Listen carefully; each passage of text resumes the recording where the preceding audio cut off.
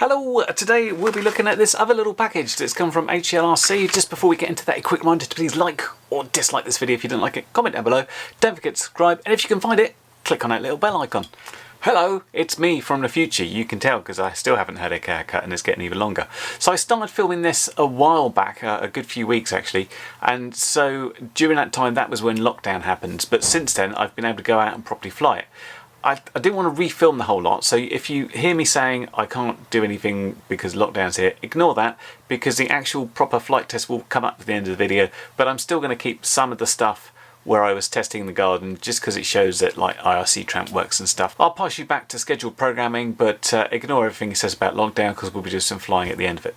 What we've got here today is a little VTX from HGLRC. It's called the Forward VTX. It's the one that's they describe as the high power one. It goes up to 800 milliwatts. Let's just see what's in the package and I'll show you what we get. Well, first off you get some instructions, double-sided sheet there, tell you what's going on. Then all stickers. We get two antennas. We get this little that uses an MCX connector, so you've got one here and you've got this little dipole, and then you've got another one that connects to an SMA adapter if you want to plug in that way. Got this little connector, nice soft silicon wires there, which is great. And in this little bag you get the VTX itself. Now I have to say this is pretty low profile.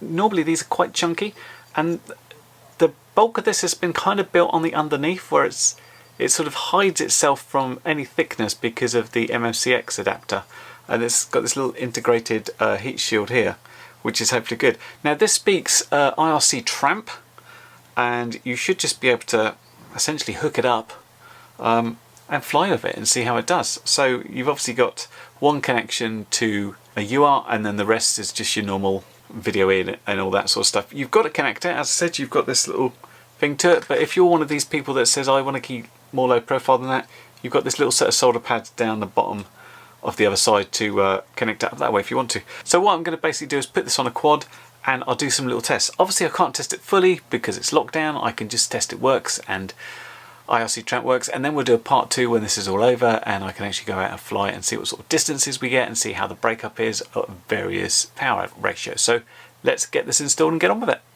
Here's the VTX installed in the quad. I've actually soldered directly underneath because I already had the existing wiring in this quad. Obviously if you were doing it from scratch I might have used the connector itself. And here's it with the top on where you really can't see anything. This is the same quad I use for every VTX and every camera review. It basically gets ripped apart every day. And obviously I didn't use the MCX adapters or the cable because I already had that available to me. So here's a very limited test in the garden because I couldn't go out and fly it. First I wanted to check that the actual Tramp protocol worked okay, so I went into the Tramp feature and I went and changed the channel over to channel 4, just make sure that worked. Yep, that looked good. So this is the OSD in my Fat Sharks, and yep, that's fine. In here I have the HGLRC Forward VTX 25 to 800 milliwatts, so I thought it'd be a good thing to fly to the end of the field. It's about 500 meters there, check it on 25 milliwatts, zip the power up and see what sort of differences we get. I've used lots of VTXs and cameras in this one and the reception is generally pretty good. We've got a decent Rush FPV antenna on there, which is pretty nice, and a decent camera, so hopefully we'll get some good footage. Let's find out. So we're off in the air, ready to test, and you can see in the top left corner there it says F11, so we're starting off on 25 milliwatts to see how it works. I'm using the range of the field here, and I've measured this out on both Google Earth and by doing some GPS tests myself, and it's around about 550 meters, which sounds like a fairly reasonable distance that most people would sort of tend to fly in if they were just messing around freestyle. And you can see on 25 as we get towards the 500 meter mark, and I'm trying to keep relatively low here whilst keeping an eye on the RSSI just to make sure I don't suddenly drop out of the sky. Yeah, it starts to sort of speckle up a little bit and we're getting some noise there, but it does a fairly reasonable job, probably further than I'd think about going on 25 milliwatts, truth be told. And I'm going to use this same route to compare. So what I'm going to do now is swap straight over to 200 milliwatts just to see how that looked. And 200 milliwatts is probably sort of my default way to fly. It's 25 can get knocked out fairly easily. 200 feels perfectly safe, and you can go much further than you'll ever need to without getting into trouble. You can see here that we're getting up to just beyond the 500. We still get a little bit of noise, but it's certainly less, and there was no great sort of flashes or speckles on the turn there. All looks fairly good. So basically I kept doing it. So the next one I went up to was 400 milliwatts, and you can see at the end of the field there's not an awful lot of difference here, and some of that's to do with the fact it's so dismal and overcast. I can't believe we suffered all that time in lockdown where the weather was absolutely beautiful. As soon as I can go out and fly, it starts raining and being overcast. So you get some of the grain coming from the sort of dim conditions and some of it coming from the signal. But yeah, looked pretty good. So again, I upped the power. Now the power setting of 800 milliwatts actually comes up as 600 milliwatts when you look at it in the Tramp protocol. I've had a word with HGLRC just to double check this, and they said yeah, it is actually 800. It reports as 600. It's running the same firmware as one of the ones that only goes up to 600, but this is high spec and it's got a bigger heatsink, so it can take the extra power.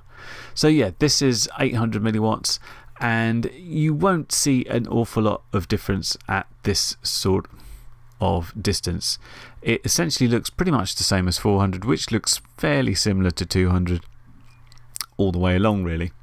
So overall I'm pretty pleased with this VTX. It seems to be doing a really nice job. It doesn't seem to suffer from interference when I hit the throttle. We're not getting anything through the IRC noise there.